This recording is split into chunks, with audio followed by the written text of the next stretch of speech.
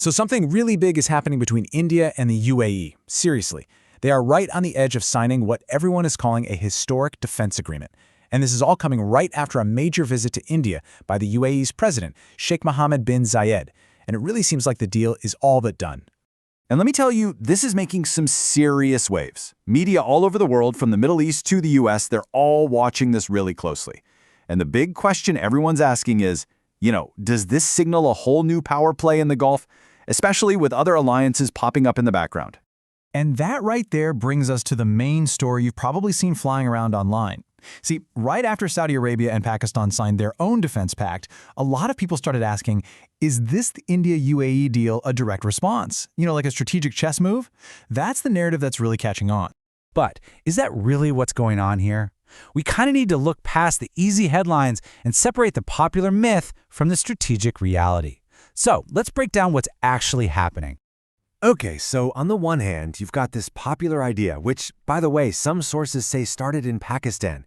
It paints this picture of India scrambling to pull the UAE to its side to counter that Saudi-Pakistan alliance. But the strategic reality? Well, that's just not it. This partnership is actually the result of years of deep, independent work between India and the UAE, long before this other pact was even a thing. And here's the thing you've got to remember.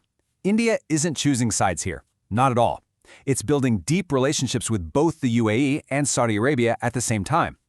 Saudi Arabia itself is pouring billions of dollars of investment into India.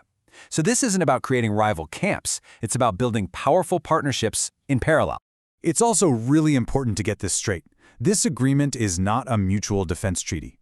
It's not one of those classic, an attack on one is an attack on all kind of deals. India just doesn't do those types of alliances. Okay, so if it's not a countermove, and it's not a traditional military alliance, then what is this groundbreaking agreement actually going to have in it? Let's get into the core components. At its heart, this pact is really about industry and economics.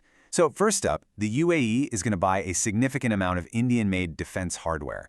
Second, they're going to co-develop and produce new hardware together in India, and they might even bring in tech from partners like the US and Israel. And third, they're going to team up to sell these weapons to other markets in Africa and Asia.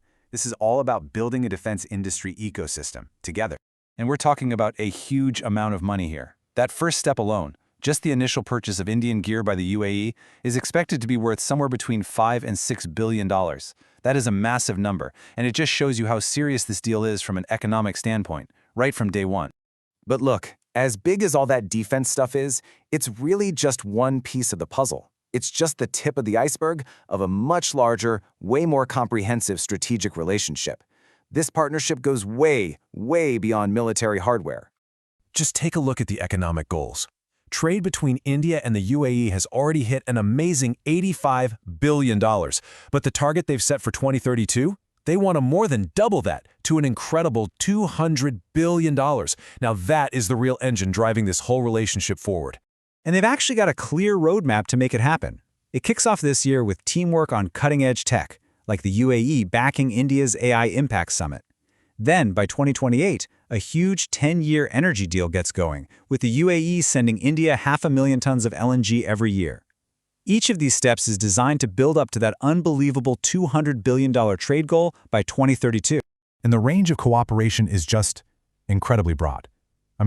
It covers everything from future-proofing their economies to national security. We're talking long-term energy deals, joint research into next-gen nuclear tech like small modular reactors, which are basically just smaller, more flexible nuclear power plants. They're collaborating in AI and space exploration. On the security side, they have a zero-tolerance policy on counterterrorism, and they're even making travel easier with digital embassies. It's a truly, truly holistic partnership.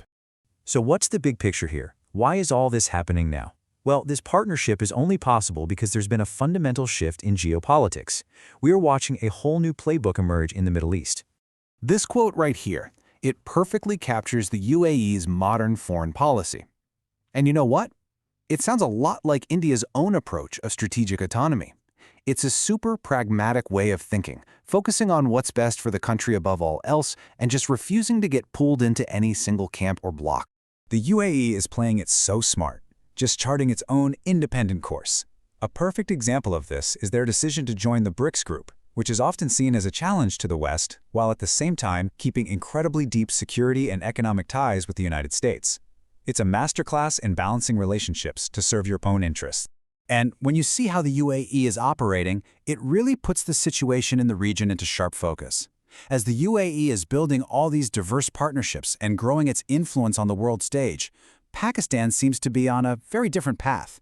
Its standing in the region appears to be shrinking, and you can see real consequences, like visa restrictions from former partners like the UAE and a decline in the power of its passport. So to kind of sum up these different paths, you've got India as a rising power, building strong partnerships on all sides. You have the UAE, which has mastered this independent and pragmatic foreign policy.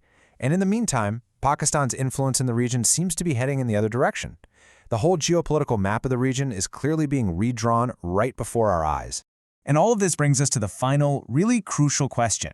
This shift away from these rigid, old-school blocks toward more flexible partnerships based on mutual interest, well, that's not just a story about the Middle East. This could be the new playbook for how the entire world works. So what does this new era of pragmatic